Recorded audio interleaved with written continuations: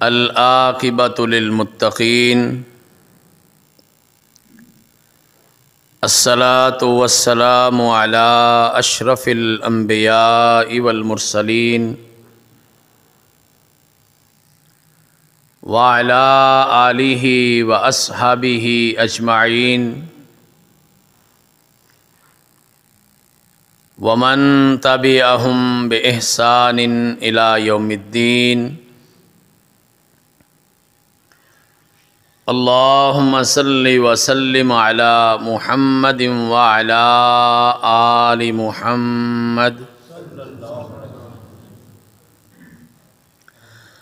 وعلی آل محمد وبارک وسلم وصلی علیہ اعوذ باللہ من الشیطان الرجیم بسم اللہ الرحمن الرحیم لقد کان لکم فی رسول اللہ اسوۃ حسنہ بلا شبہ رسول کریم علیہ السلام کی زندگی تمہارے لیے بہترین نمونہ ہے۔ حضرات گرامی قدر، تمام تر تعریفات اللہ پاک کی ذات کے لیے ہیں جو خالق بھی ہے، مالک بھی ہے اور رازق بھی ہے۔ بنانے والا بھی وہی ہے، چلانے والا بھی وہی ہے، کھلانے پلانے والا بھی وہی ہے، اور اس سارے نظام کو اس کے انجام تک لے جانے والا بھی اکیلا رب ہے، اس کے سوا دوسرا کوئی نہیں ہے۔ ہر قسم کے جائز درود و صلاۃ و سلام نبیوں کے نبی، رسولوں کے رسول، اماموں کے امام، پیشواؤں کے پیشوا، مقتداؤں کے مقتدا جناب احمد مجتبیٰ محمد مصطفیٰ ارواحنا لہ الفدا صلی اللہ علیہ وعلی آلہ واصحابہ واہل بیتہ اجمعین وسلم کی پاک، پاکیزہ، مقدس، مطہر اور مبارک ذات گرامی کے لیے جو آیت کریمہ میں نے آپ کے سامنے تلاوت کی ہے اور اس کا ترجمہ پیش کیا ہے، میرا خیال ہے کہ دینی اجتماعات، جلسوں، کانفرنسوں، دروس قرآن، دینی محافل، ان میں سب سے زیادہ یہ آیت پڑھی جاتی ہے، اور یہ بغیر کسی مسلک کی تفریق کے لوگ پڑھتے ہیں۔ اہل حدیث بھی پڑھتے ہیں، ہمارے بریلوی بھائی بھی پڑھتے ہیں، دیوبندی دوست بھی پڑھتے ہیں، سارے لوگ اس آیت کریمہ کو پڑھتے ہیں۔ بڑی مشہور آیت ہے اور تقریباً تمام لوگوں کو اس کے ترجمے کا بھی پتہ ہے۔ بلا شبہ رسول اللہ صلی اللہ علیہ وسلم کی ساری زندگی قیامت تک کے آنے والے تمام انسانوں کے لیے بہترین نمونہ ہے۔ اب اس کا معنی کیا ہے؟ اس کا معنی یہ ہے کہ زندگی کا ہر کام آپ نے اللہ کے پیغمبر علیہ السلام کے مطابق کرنا ہے۔ جیسے انہوں نے کھایا، جیسے انہوں نے پہنا، جیسے انہوں نے پیا، جیسے انہوں نے کہا، جیسے انہوں نے بولا، جیسی نماز، جیسے الفاظ، جیسا انداز، جیسی جلوتیں، جیسی خلوتیں، جیسا کاروبار، جیسی دوستیاں، جیسی ان کے تعلقات، اور جیسی بھی زندگی انہوں نے گزاری ہے، بالکل ساری زندگی آپ نے بھی ویسی گزارنی ہے۔ اور پھر ہماری خوش قسمتی یہ ہے کہ انہوں نے ساری زندگی جو کچھ کیا ہے وہ الحمدللہ اللہ تعالیٰ نے محفوظ بھی کیا ہوا ہے۔ یہ بات یاد رکھیے گا، اس کائنات میں کسی انسان کی زندگی کے بارے میں اتنی معلومات نہیں ہیں جتنی ہمارے پیارے نبی صلی اللہ علیہ وسلم کے بارے میں۔ اس جہان میں اللہ کی ذات کے بعد جتنا زیادہ پیارے نبی علیہ السلام کے بارے میں لکھا گیا، کسی اور کے بارے میں نہیں لکھا گیا۔ میرا دعویٰ ہے دنیا کی کوئی زبان ایسی نہیں ہے، 6000 سے زیادہ زبانیں اس وقت دنیا میں بولی جا رہی ہیں، کوئی زبان دنیا کی ایسی نہیں ہے جس زبان میں رسول کریم علیہ الصلاۃ والتسلیم کی زندگی کے بارے میں کتاب موجود نہ ہو۔ 1,00,000 احادیث اللہ کے پیغمبر علیہ الصلاۃ والسلام کی احادیث کی کتابوں کے اندر ائمہ کرام نے محفوظ کی ہیں۔ جو بندہ حدیث بیان کرتا ہے اس کو راوی کہتے ہیں، اور نبی پاک علیہ السلام کی حدیث کو محفوظ کرنے کے لیے 5,00,000 راویوں کی زندگی کو بھی محدثین نے محفوظ کیا ہے۔ 40 احادیث سے لے کر 50,000 احادیث تک کی کتابیں ہمیں مارکیٹ سے مل جاتی ہیں، یعنی چھوٹی سے چھوٹی کتاب جس میں 40 حدیثیں اور بڑی سے بڑی کتاب جس میں 50,000 حدیثیں ہیں، یہ مارکیٹ کے اندر کتابیں موجود ہیں۔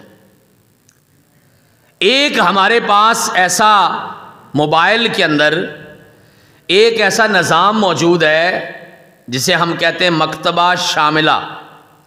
وہ مکتبہ شاملہ میں 3500 حدیث کی کتابوں کو اکٹھا کیا گیا ہے۔ کائنات کے امام علیہ الصلاۃ والسلام کے والد محترم حضرت عبداللہ سے لے کر بابا جی آدم علیہ الصلاۃ والسلام تک جتنے لوگ باپ کے درجے میں آتے ہیں ساروں کے نام لکھے ہوئے۔ آپ کی والدہ محترمہ بی بی آمنہ سے لے کر ماں حوا علیہ السلام تک جتنی ماؤں کے نام آتے ہیں سارے کے سارے نام تاریخ میں محفوظ ہیں۔ حضرات میں آپ کے سامنے کیا بات کروں، کائنات کے امام علیہ الصلاۃ والسلام نے ساری زندگی جتنی تلواریں استعمال کی ہیں ان تلواروں کے بارے میں اتنی بڑی بڑی کتابیں لکھی گئی ہیں۔ اور تو اور ہے، اللہ کے پیغمبر علیہ الصلاۃ والسلام نے ساری زندگی جتنی سواریاں استعمال کی ہیں، جتنے جانور آپ کے استعمال میں رہے ہیں، ان جانوروں کے بارے میں بڑی بڑی کتابیں لکھی ہوئی موجود ہیں۔ ان کے رنگ کیسے تھے، ان کی نسلیں کیسی تھیں، ان کے انداز کیسے تھے، ان کے نام کیا تھے، ان کی عمریں کتنی تھیں، کتنی دیر رسول اللہ صلی اللہ علیہ وسلم کے استعمال میں رہے، اللہ کے پیغمبر علیہ الصلاۃ والسلام کے استعمال کے بعد وہ کن کے پاس چلی گئی، یہ ساری تفصیلات موجود ہیں۔ 1450 سال کے فاصلے پر بیٹھ کے میں دیکھ سکتا ہوں کہ میرا پیارا نبی رات کو جب سوتے تھے کس کروٹ سوتے تھے، کون سا ہاتھ اپنے سر کے نیچے رکھتے تھے، کون سے کلمات ادا کرتے تھے، بستر کیسے صاف کرتے تھے، اور بستر صاف کرتے ہوئے کون سے کلمات پڑھتے تھے، یہ بھی لکھا ہوا ہے۔ حضرات اور تو اور ہے، پیارے نبی علیہ الصلاۃ والسلام رات کو جب کروٹ بدلتے تو آپ کس طرف کروٹ بدلتے اور اس وقت آپ کون سے الفاظ ادا کرتے، یہ بھی لکھا ہوا ہے۔ میرا پیارا نبی صبح دم جب بیدار ہوتا بستر سے اترتے وقت اپنا کون سا جوتا پہنتے تھے، یہ بھی لکھا ہوا ہے۔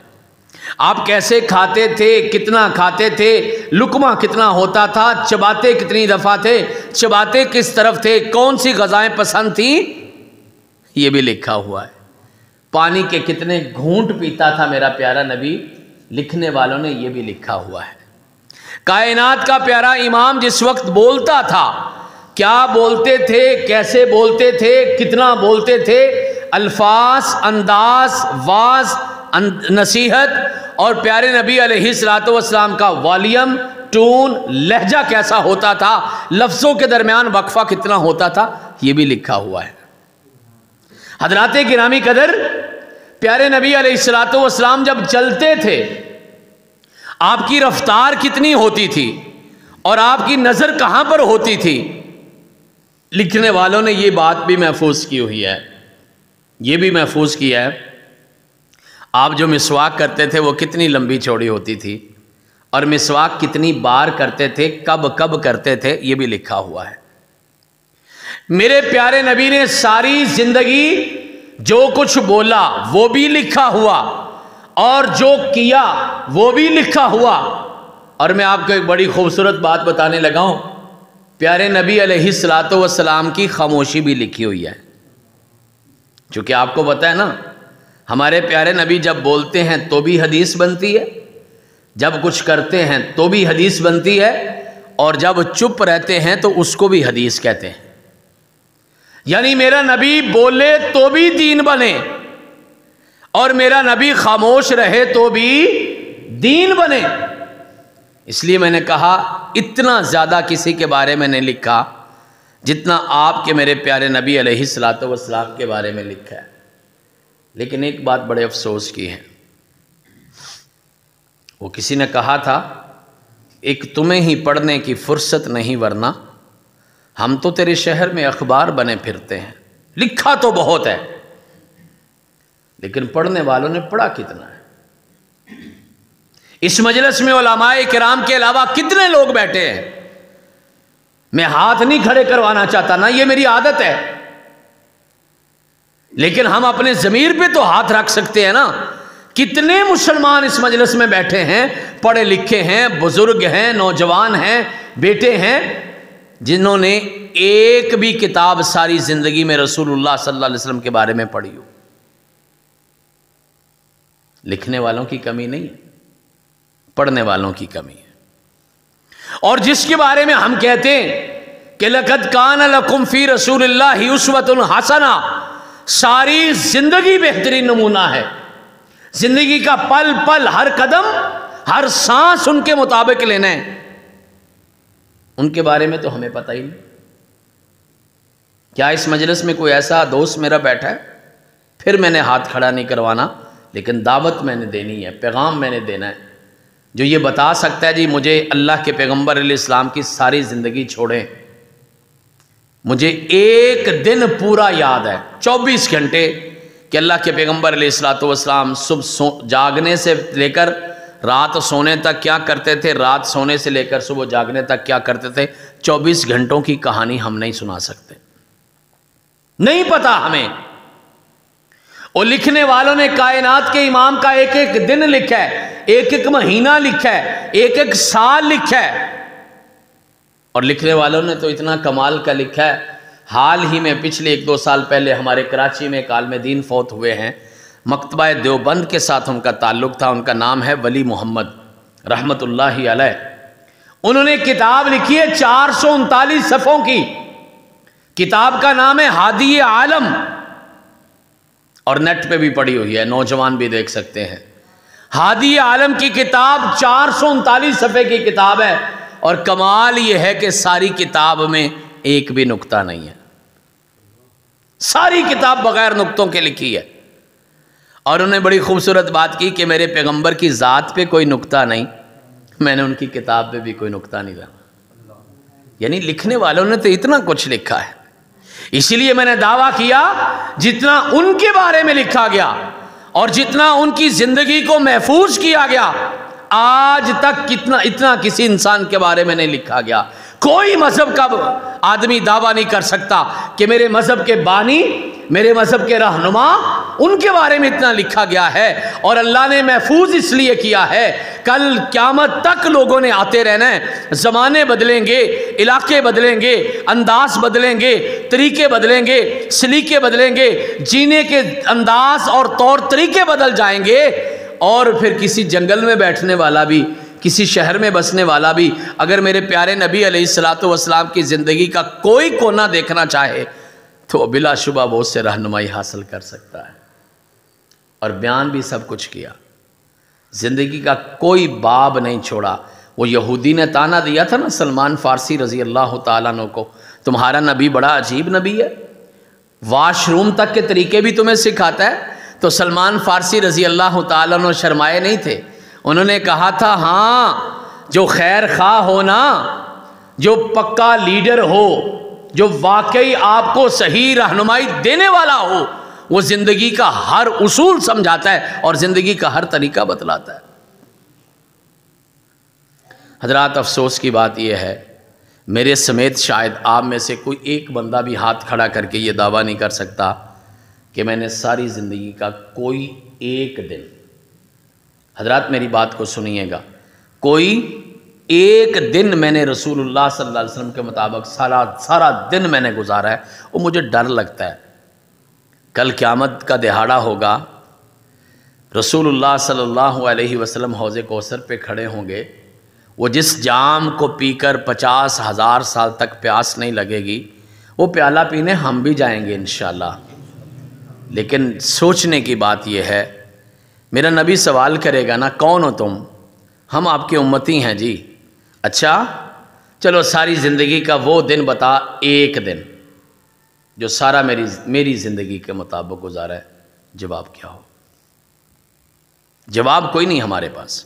مجھے یہ لگتا ہے اگر اللہ نے اپنے دربار میں حساب کتاب لیتے سوال کر لیا، اور میں نے تمہیں کہا تھا زندگی ویسے گزارنی ہے جیسے میرے پیارے نبی علیہ السلام نے گزاری ہے، ان کی زندگی کو میں نے نمونہ بنایا تھا، ان کی زندگی کی میں نے قسمیں کھائی تھیں۔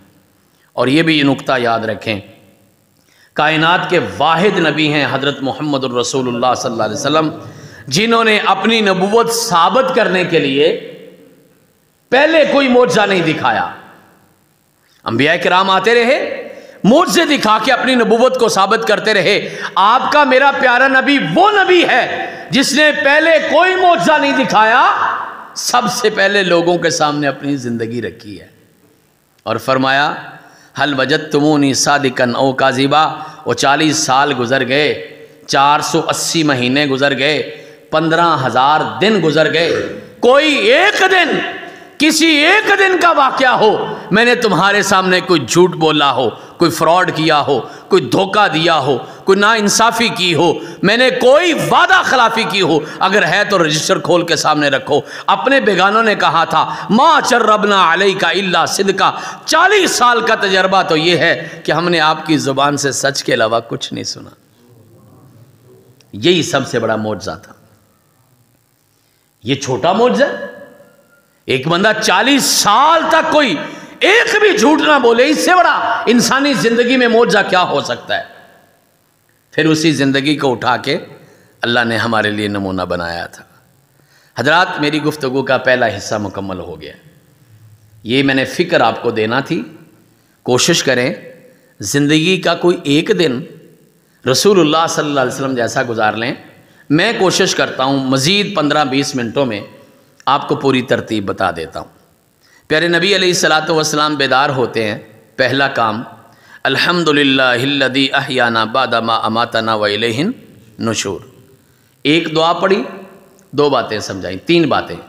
پہلے تو اللہ کا شکریہ ادا کیا، الحمدللہ، چھوٹا کلمہ نہیں ہے۔ کہا کہ الحمدللہ تملأ المیزان، قیامت کے دن جو ترازو تکڑی آپ کے اعمال تولنے کے لیے لگایا جائے گا نا، وہ اتنا بڑا ہے، اگر 7 آسمان 7 زمینیں اس میں رکھ دی جائیں، 14 طبق رکھ دیے جائیں تو اس کا ایک پلڑا بھی نہیں بھر سکتا، اتنا بڑا ترازو۔ لیکن دوسری طرف خوش ہو جائیے، فرمایا الحمدللہ تملأ المیزان، ایک بار الحمدللہ کہیے، اللہ اس ترازو اور تکڑی کا ایک پورا پلڑا اس الحمدللہ کے ثواب سے بھر دے گا۔ دوسرا پیغام احیانا بعد ما اماتنا، اللہ تو نے مارنے کے بعد زندہ کیا۔ دنیا کے لاکھوں کروڑوں بظاہر پڑھے لکھے عقل مند بڑی دانش والے دینش والے بظاہر سمجھدار لوگ موت کو مانتے ہیں، موت کے بعد زندہ ہونے کو نہیں مانتے۔ وہ کہتے ہیں مر جائے گا بندہ، سب کچھ گل سڑ جائے گا، دوبارہ زندہ ہی نہیں ہونا۔ روز پریکٹس کروائی مسلمان کی، کہ اللہ جس طرح تو نے مارنے کے بعد زندہ کیا نا، اسی طرح میں نے ایک دن قبر سے نکل کے تیرے پاس آنا ہے، وَإِلَيْهِ النُّشُورُ، اور اس کی طرف جمع ہونا ہے، حساب کتاب دینا ہے۔ یہی عقیدہ آخرت ہے نا، مرنا بھی ہے، زندہ بھی ہونا ہے، حساب کتاب بھی دینا ہے، اور اس کی بنیاد پہ جنت جہنم کا فیصلہ بھی ہونا ہے۔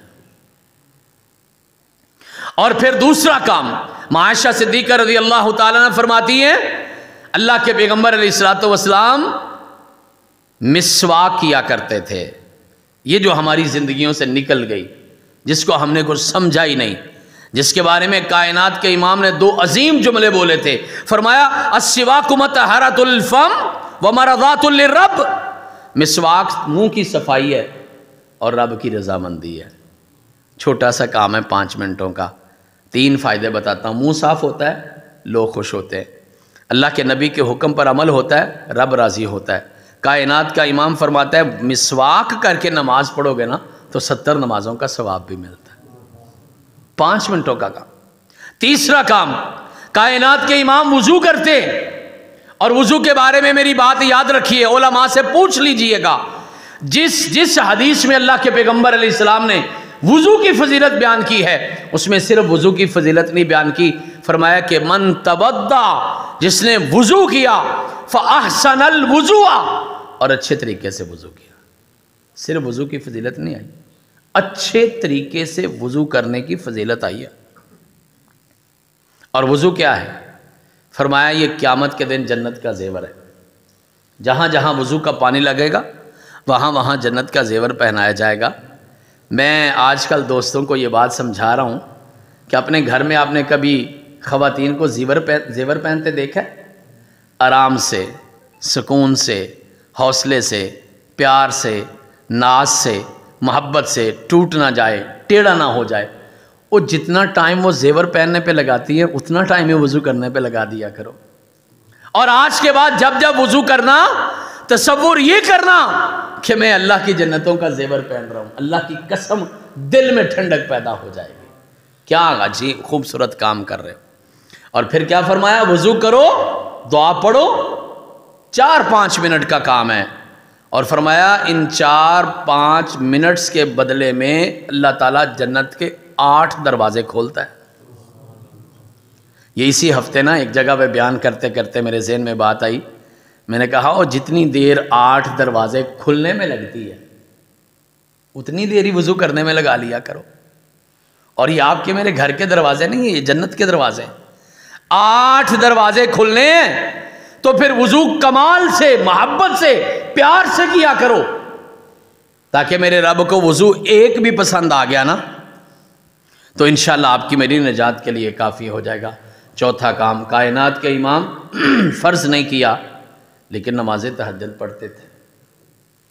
ہمیں سے کئی لوگ ایسے جنہوں نے ساری زندگی نماز تہجد نہیں پڑھی، کئی لوگ ایسے ہیں جنہوں نے پچھلے رمضان سے لے کے آج تک دوبارہ سحری کے ٹائم جاگے ہی نہیں، کئی لوگ ایسے ہیں جو مہینوں کے مہینے گزر جاتے کبھی نماز تہجد نہیں پڑھتے۔ کائنات کے امام نے 5 باتیں بتائی تھی، فرمایا اے میری امت کے لوگوں صلو باللیل، رات کی نماز پڑھا کرو، فإنہ داب الصالحین قبلکم، پہلی بات یہ نیک لوگوں کی نشانی ہے، دوسری بات مرضات لربکم، تمہارا رب راضی ہوتا ہے، تیسری بات مغفرۃ لذنوبکم، یہ تمہارے گناہوں کی معافی ہے، چوتھی بات منہات للآثام، گناہوں کے درمیان رکاوٹ بن جاتی ہے، گناہ کا موقع ہی نہیں ملتا۔ کتنی پیاری دعا ہے، اللہ سے دعا کرو نا اللہ سر ہمیں گناہ کا موقع ہی نہ دینا، ہم کمزور ہیں، ہم پھسل جاتے ہیں، بہک جاتے ہیں، اللہ گناہ کا موقع ہی نہ دینا۔ حضرات 5ویں بات فرمائی کہ تمہارے جسم کی ساری بیماریوں کا علاج نماز تہجد ہے۔ میں درخواست کرتا ہوں مہینے میں 1 بار پڑھ لیا کرو، میں درخواست کرتا ہوں گھر کا بڑا تو پڑھے نا، پھر اولاد کے اندر بھی یہ رواج پڑ جائے گا۔ میں درخواست کرتا ہوں جن کی عمر 60 سال سے زیادہ ہو گئی ہے وہ تو لازمی پڑھیں، چونکہ پیارے نبی علیہ السلام نے فرمایا تھا جس کو 60 سال عمر مل گئی اللہ نے قیامت والے دن اس کا کوئی بہانہ نہیں سننا۔ یہ نہ کہے کہ مینوں ٹائم نہیں ملیا، میں اجے شروع کرنی سی، میری اجے مصروفیت سی زندگی، نہ 60 سال بہانے ختم۔ اس لیے میں عرض کرتا ہوں 60 سال والا تو پڑھے، لازمی پڑھے، گھر کا بڑا مرد ہے یا عورت پڑھے، اور پھر بچوں کو خود بخود عادت پڑ جائے گی۔ 5واں کام حضرات، نماز با جماعت مسجد میں، اور نماز فجر شیطان کے خلاف پہلا مارک ہے، جیت گئے انشاءاللہ سارا دن کامیابی ہی کامیابی ہے۔ پہلا ہی مارکہ ہار گئے تو شیطان تو جیت گیا۔ نماز فرض ہے، با جماعت فرض ہے، مسجد میں آ کے پڑھنا فرض ہے۔ کائنات کے امام علیہ السلام کے ایک صحابی ہیں عبداللہ ابن ام مکتوم رضی اللہ تعالیٰ عنہ، نابینا ہے، 4 عذر پیش کیے اللہ کے پیغمبر کے سامنے۔ پہلا عذر، اللہ کے پیغمبر انی رجل ذلیل البصر، کائنات کے امام میں نابینا ہوں، عذر معقول ہے نا۔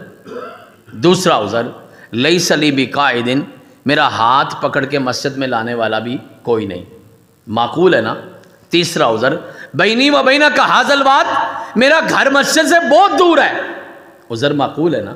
چوتھا عذر اللہ کے پیغمبر وذالک الوحوش والبہائم، راستے میں کیڑے مکوڑے جانور درندے یہ کاٹنے والے نقصان پہنچانے والے ہیں۔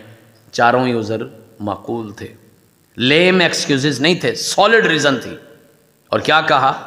حل تجد لک لی رخصہ، اللہ کے پیغمبر اجازت ہے میں گھر نماز پڑھ لیا کروں؟ کائنات کا رحیم نبی کہتا ہے نعم اجازت ہے۔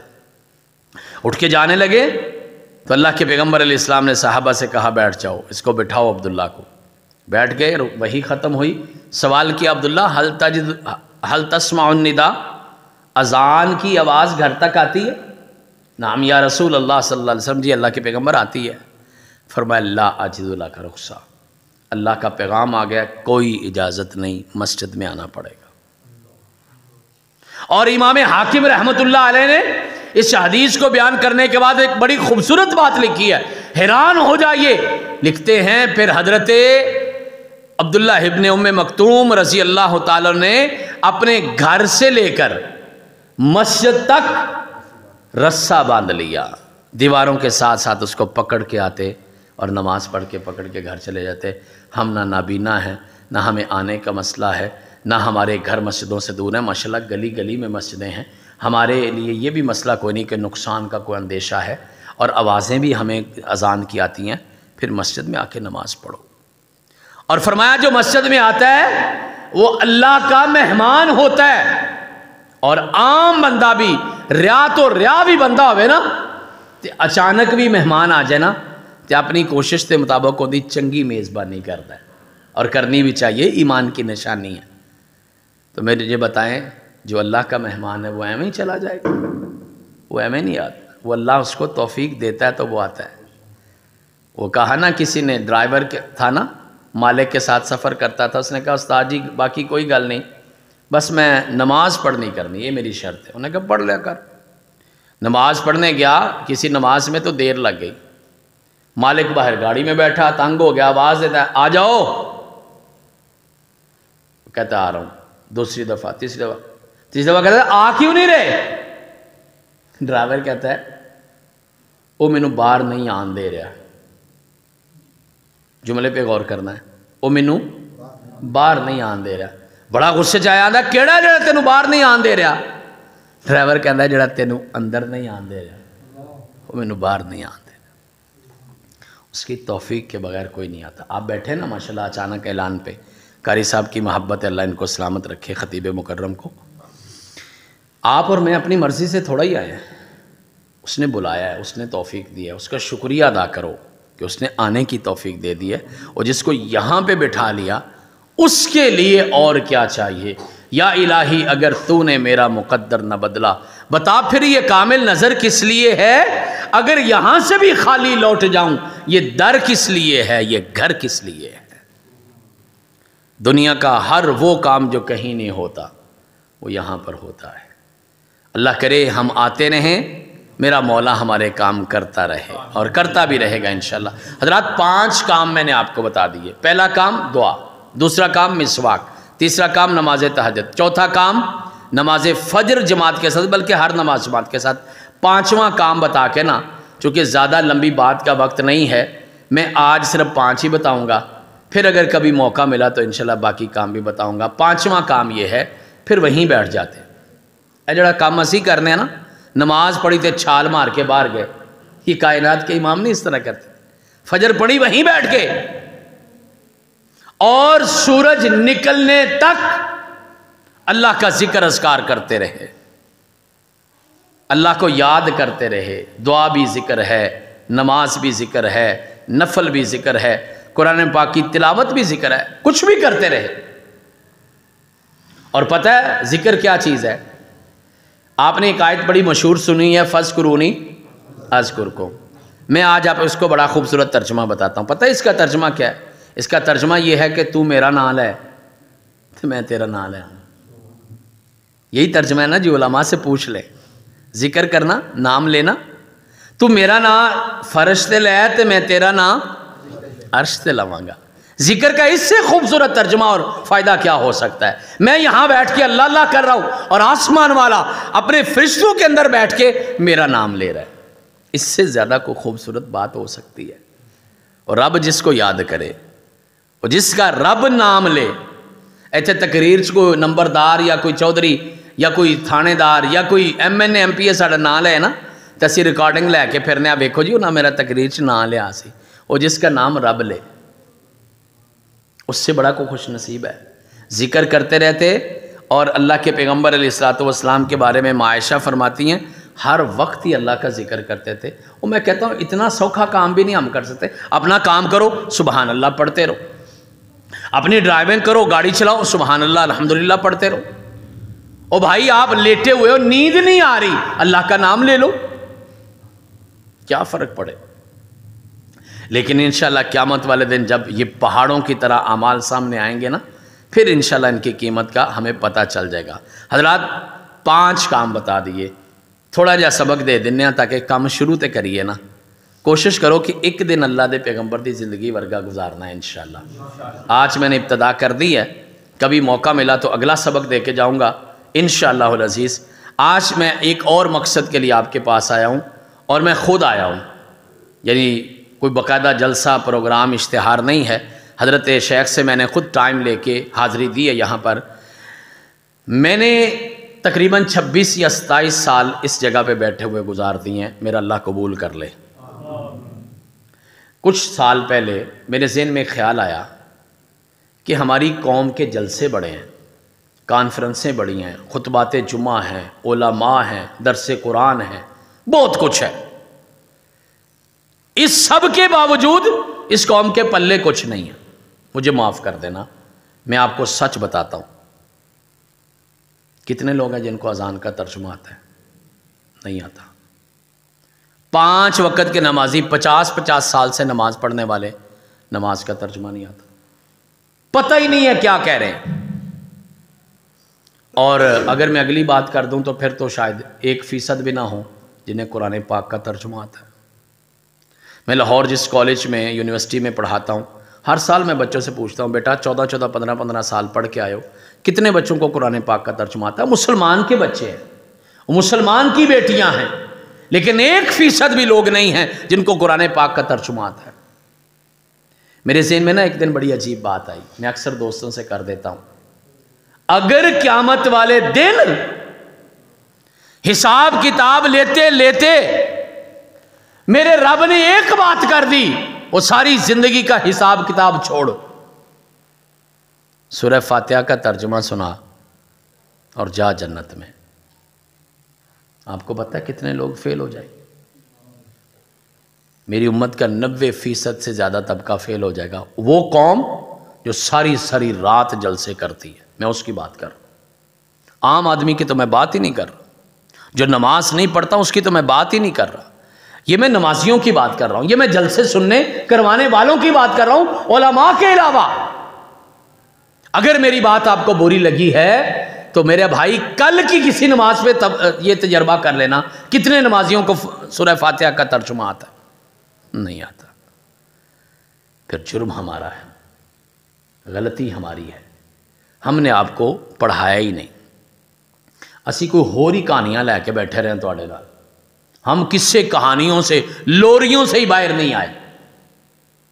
فرمائشیں کر کر کے ہم شعر سناتے رہتے ہیں, سننے والے بھی فرمائشیں کر رہے ہیں, سنانے والے بھی جی فرمائش ایک اور آ گئی ہے جی, ایک اور پڑھ دیو, ایک اور آ گئی ہے جی, ایک اور پڑھ دیو. اور جو پڑھنا تھا وہ تو پڑھا نہیں.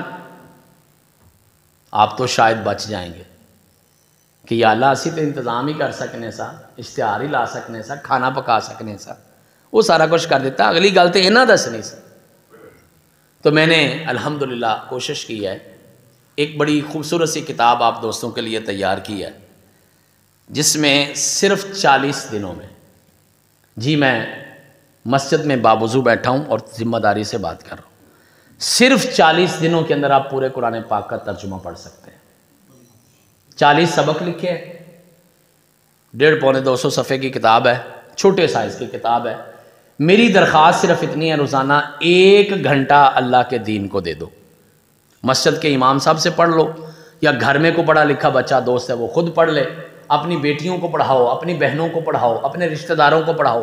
صرف 1 گھنٹہ روزانہ، اور 40 گھنٹوں میں پورے قرآن پاک کا ترجمہ آپ پڑھ سکتے ہیں. طریقہ اس کے اندر لکھا ہوا ہے، میرا فون نمبر بھی لکھا ہے. اگر سمجھ نہ آئے مجھے فون کر لے، مسجد کے امام صاحب سے آ کے پوچھ لیں. یہ کام ہونا چاہیے، چنگا کام ہے. اور اگلی بات یہ ہے کہ الحمدللہ یہ کتابیں ہم پورے پاکستان میں فی سبیل اللہ تقسیم کر رہے ہیں، بانٹ رہے ہیں. آج آپ کی 2 مسجدوں میں کتابیں بانٹ کے آئے ہیں، مرکزی مسجد میں اور مدنی مسجد میں. اور لوگوں سے کہہ رہے ہیں کہ اس کو پڑھنا شروع کرو. اور ہماری کوشش یہ ہے کہ اللہ ہمیں توفیق دے دے، ہمت دے دے، اللہ ہمیں وسائل دے دے. ہم یہ لاکھوں کی تعداد میں انشاءاللہ کتابیں فری تقسیم کریں گے اللہ کی توفیق سے. یہ میں 10-12 نسخے لے کے آیا ہوں، ابھی میں کچھ دوستوں کو دے دیتا ہوں. باقیوں سے انشاءاللہ میرا وعدہ ہے میں پہنچاؤں گا انشاءاللہ اللہ کی توفیق سے. لیکن میری ایک درخواست ہے، یہ کتابیں میں اپنی جیب سے نہیں چھپواتا، میں آپ جیسے دوستوں سے چھپواتا ہوں.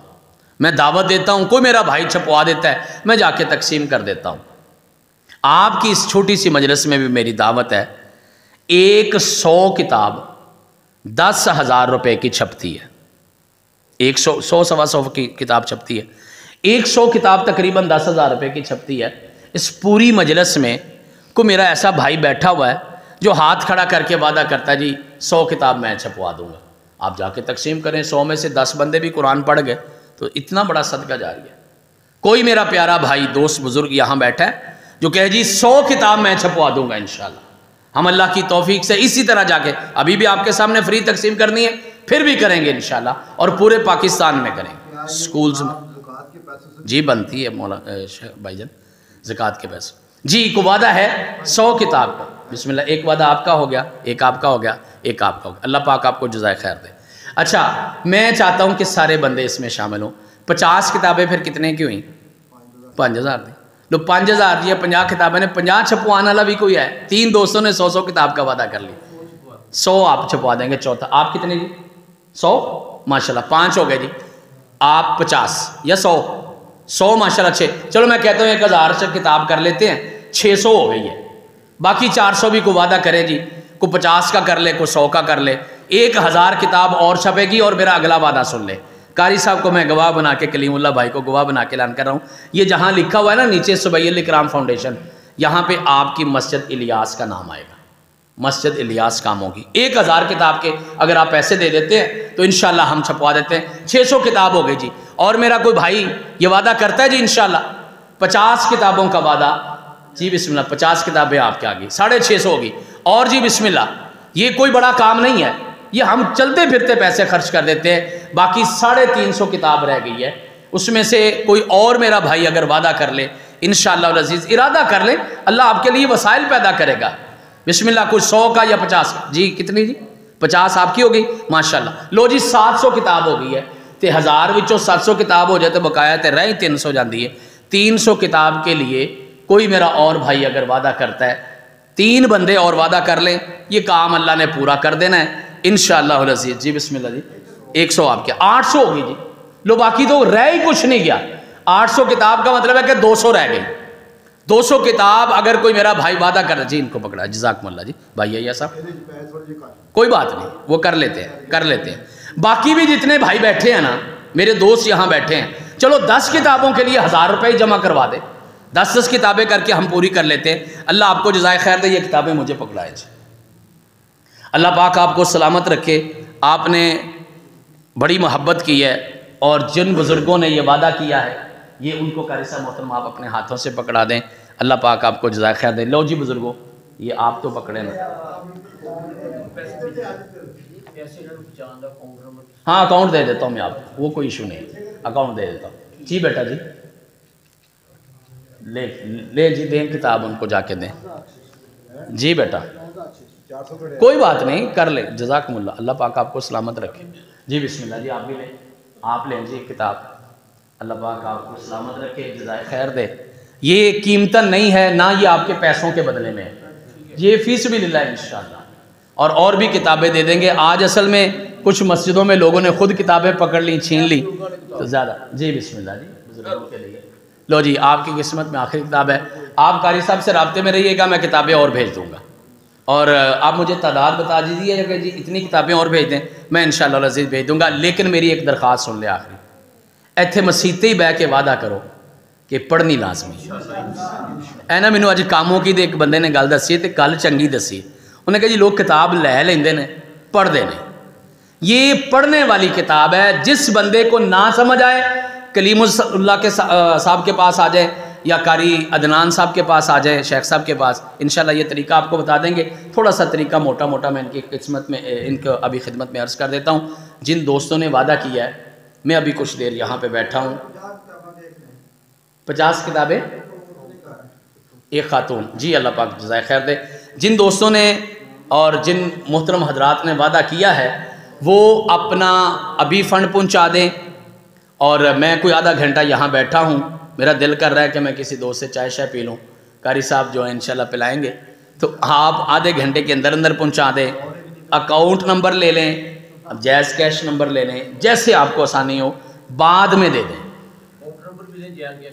جی دونوں دے دیتا ہوں. اللہ پاک آپ کو سلامت رکھے. لو ایک دعا کرے، دعا بڑی پیاری کرنی ہے. جی میں 2 سوالوں کے جواب قاری صاحب اگر خود فرما دیں یا مجھے حکم کریں.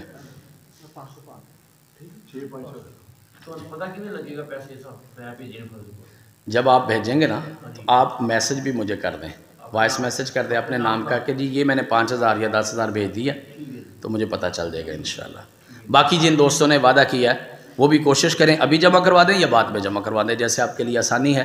میں ایک بڑی پیاری دعا کروانے لگا تھا، آپ نے وہ دعا کرنی ہے اور پھر میں آپ کے لیے بھی ایک دعا کروں گا. اور وہ یہ دعا ہے، کہتے ہیں یہ سوال ہے، نماز جمعہ کا کب شروع ہوتا چاہیے اور جماعت کب ہونی چاہیے؟ کیا جمعہ شروع کا ٹائم ختم کا ٹائم قرآن حدیث میں نہیں؟ بالکل ہے جی، نماز ظہر کا ٹائم نماز جمعہ کا ٹائم.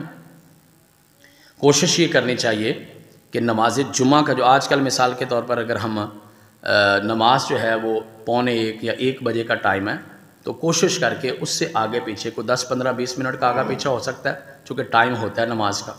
اس میں جمعہ کا وقت جو ہے نا وہ نماز کھڑی کر دینی چاہیے.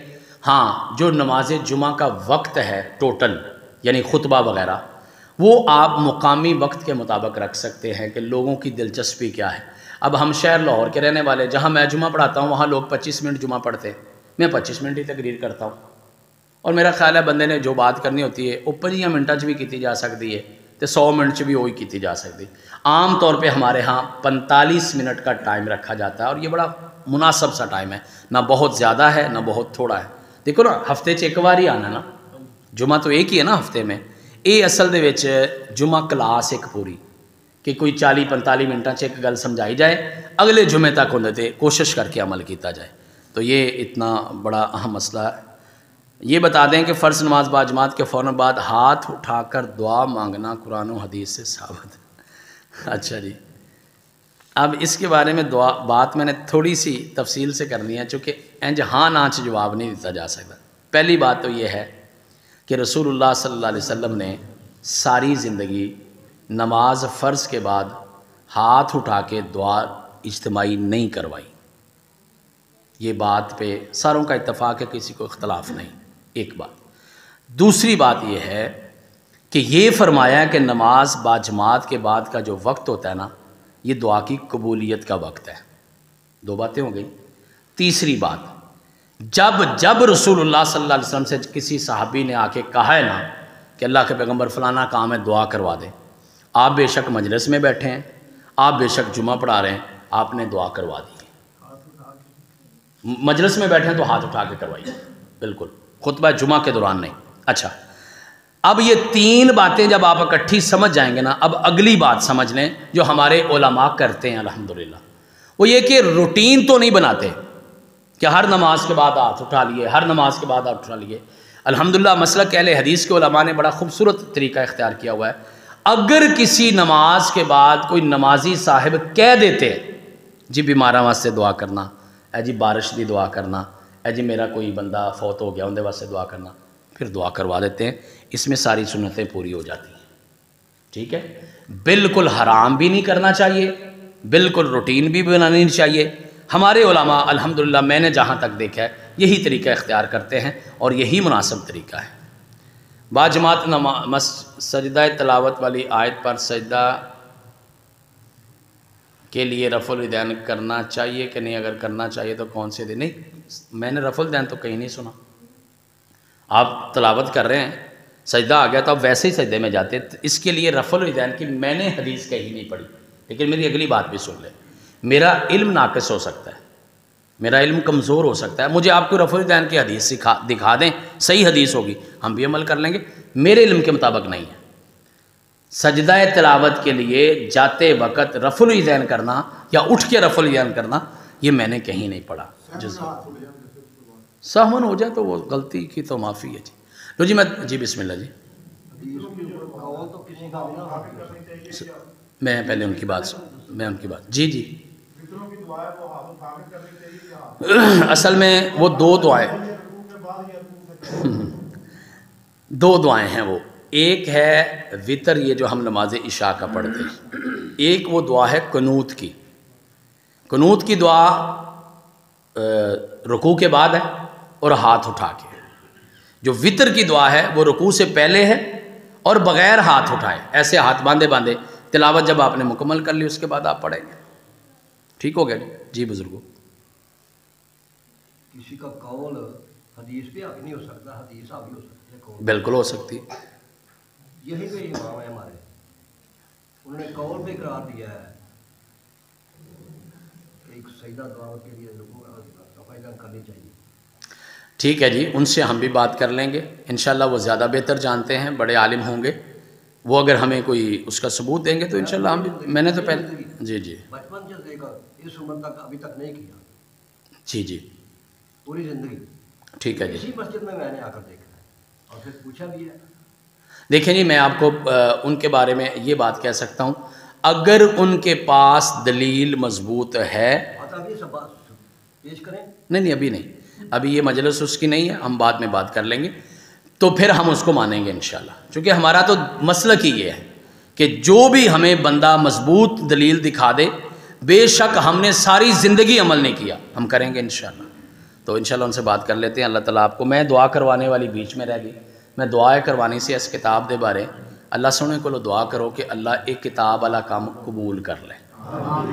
جس دن قبول ہو گیا نا انشاءاللہ، اس دن اللہ پاک نے ساری خیر کر دینی ہے، جس دن قبول ہو گیا۔ اور خرم بھائی کدھر ہیں؟ خرم بھائی نمبر بولیے گا۔ جی، محمد خرم جمال، یہ نام آئے جائیں گے، یہ جیز کیش کا اکاؤنٹ ہے۔ قاری صاحب کے نمبر پر میں اپنا اکاؤنٹ نمبر بھی بھیج دوں گا، بھی میرا موبائل بند ہے، اس کے اندر ہے۔ اچھا جی، اس پہ بھی میں لکھ دیتا ہوں جی، بسم اللہ جی۔ وہ بھی آپ اگر نمبر دے دیں گے صبح ہم، خرم بھائی دوبارہ،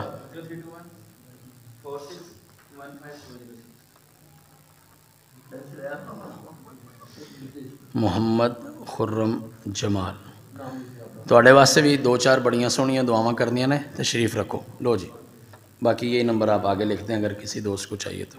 جزاکم اللہ جی جی، دعا جی، اللہ دے سپرد جی، اللہ تعالیٰ خرید نہ لائے۔ الحمدللہ حمدن کثیرا طیبا مبارکا فی، الحمدللہ رب العالمین، العاقبۃ للمتقین، الصلاۃ والسلام علی اشرف الانبیاء والمرسلین وعلی آلہ وصحبہ اجمعین ومن تبعہم بإحسان الی یوم الدین۔ اللہم صلی علی محمد وعلی آل محمد وبارک وسلم وصلی علیہ۔ ربنا آتنا فی الدنیا حسنہ وفی الآخرۃ حسنۃ وقنا عذاب النار۔ اللہم انا نسألک المعافی فی الدنیا والآخرہ برحمتک یا ارحم الراحمین۔ الہ العالمین، جتنے بے ایمان ہیں ان کو ایمان کی دولت عطا فرما۔ اللہ جتنے بے نماز ہیں سب کو پکا سچا نمازی بنا۔ مولا کریم جتنے تشریف لائے ہیں سب کا آنا قبول فرما۔ اللہ جو نہیں آ سکے انہیں آنے کی توفیق عطا فرما۔ مولا کریم بے اولادوں کو نیک اولاد دے دے، اللہ کریم بے حیاؤں کو حیا دے دے۔ میرے مولا جتنے بے روزگار ہیں سب کو باعزت روزگار دے دے، روحانی جسمانی بیماروں کو صحت کاملہ عاجلہ عطا فرما، سب کے دلوں کی نیک حاجات خواہشات ضروریات پوری فرما۔ میرے مولا ہمارے جتنے چلے گئے ان کی اگلی منزلیں آسان فرما۔ اللہ ہماری بھی موت قبر حشر کے معاملے آسان کر دے، جو مانگ سکے وہ بھی عطا فرما، جو نہیں مانگ سکے آپ بہتر جانتے اللہ وہ بھی عطا فرما۔ ربنا تقبل منا انک انت السمیع العلیم تب علینا انک انت التواب الرحیم۔ صلی اللہ تعالی علی خیر خلقہ محمد وآلہ وصحبہ اجمعین برحمتک یا ارحم الراحمین۔